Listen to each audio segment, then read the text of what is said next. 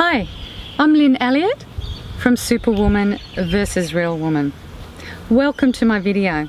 The reason I'm doing this video is I've had so many people come to me and ask me this question about happiness and what's the foundation of happiness. And I do a lot of workshops and programs on this. However, for those of you that can't get to those, I wanted to serve you in the best way I knew how, and this is to do this video for you, and hopefully it will help you on your journey to finding the foundation of happiness. So really what I wanted to know is, and ask you, the question is, are you experiencing any frustration in your life? Maybe there's a bit of anger or resentment in there, feeling overwhelmed or burnt out, or feeling a little bit lost and stuck and thinking, my God, where do I go from here? I'm just feeling, I don't know where to go and what to do. And so what I've experienced as a life coach, for those of you that are feeling any of those negative emotions, it's usually due to the fact that you're not filling your cup. And I'll explain that in a minute. What I wanted to do though is let you know that regardless of where you are watching this video, no matter what country you are in, no matter what gender you are, whether you're male or female, what age you are, what culture you are.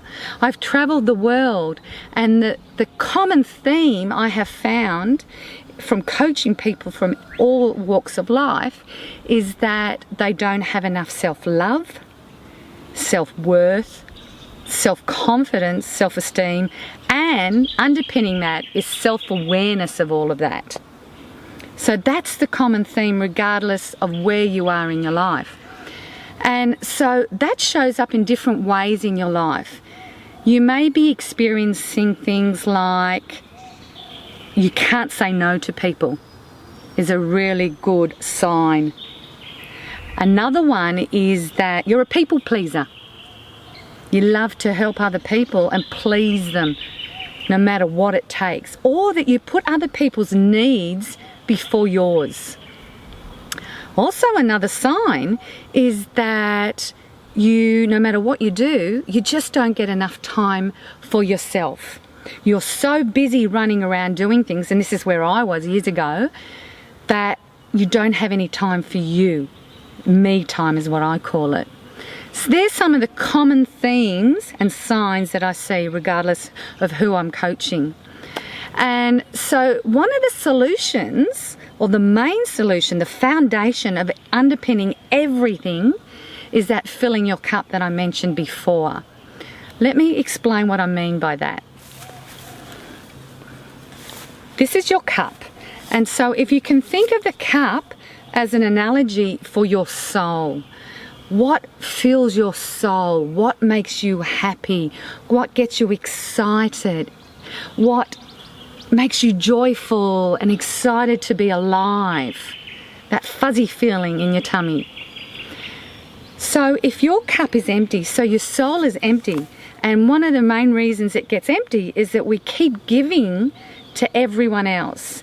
We give to our children, we give to our partner, we give to our employees or our boss, we give to our friends, and we don't give to ourselves. That is the crucial part. And when we keep giving and getting nothing back in return to fill our soul, our cup, it becomes empty. And that's when we get burnt out. That's when we get depression. That's when we have all these negative emotions that come into play, that because you're burnt out, you have nothing left to give. So what I do is, when I'm coaching people or when I'm in my workshops, is I ask you things like, what fills your cup? What makes you happy? What gives you that warm fuzzy feeling and makes you excited? I'll give you an example. There was a client of mine that came to me, Jane, and Jane was a small business owner, and she had problems in her business. The reason she initially came to me was that she had problems with cash flow. So she needed to generate more income in her business. And once we delve deeper into the core issue, You see, the problem that you have is never the problem. There's always underpinning issues that is causing the problem. And once we delve deeper into that, as a coach, I was able to identify, a good coach will know that there's underlying issues. We found that she had low self-esteem and self-worth because she had all these strategies that she wanted to implement in her marketing and sales to increase the cash flow and income in the business. But she didn't have the self-confidence and the self-worth and the self-esteem to implement those strategies. Do you see where I'm going here? So by doing things that fill that up, and for me, things like meditation fills my cup. That makes me happy and it puts me in a good state, a good frame of mind. Exercise is another thing that fills my cup, and that makes me happy and joyful, and then I can give more to others. Another thing that fills my cup is journaling. When I write, that gives me an opportunity to expand my thinking and look deeper and makes me happy. What makes you happy? It could be spending time with your children or your partner. Does that fill your cup? Do you see where I'm getting at? I had a client recently that came to me. He had no idea what filled his cup because it had been so long since he'd done anything for himself that he really had no idea. So what I did as a coach is a good coach will be able to delve deeper into that and help you identify what fills your cup. So if you fill your cup with the things that make you happy, then you have more to give to others. You become a better parent. You become a better partner, a better employee, a better friend. It's that ripple effect that happens when you take time to fill your soul and fill your cup.